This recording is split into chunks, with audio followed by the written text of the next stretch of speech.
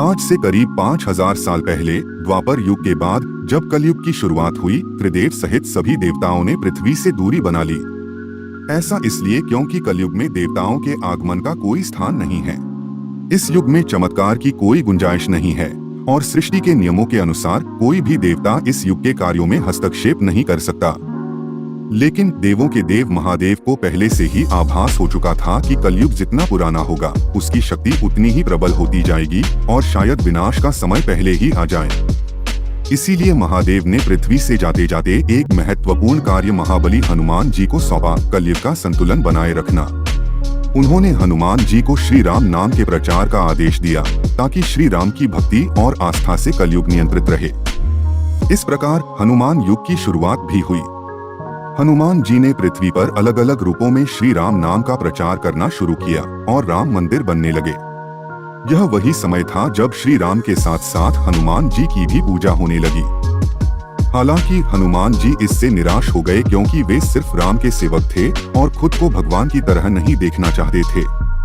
लेकिन जैसे ही हनुमान युग की शुरुआत हुई, कलयुग को इस बात की भनक लग गई।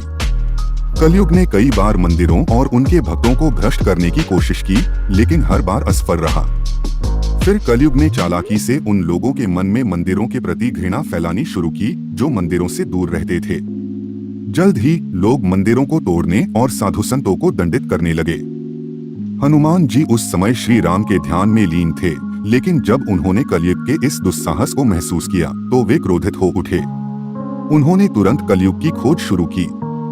जंगल, आकाश, पाताल, हर जगह ढूंढने के बाद अंततः दोनों आमने सामने आ गए।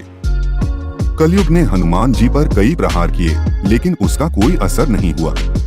कलयुग ने अपनी शक्तियों और माया से हनुमान जी को उलझाने की कोशिश की, लेकिन अंत में हनुमान जी ने श्री राम का नाम लेते हुए उसे परास्त कर दिया।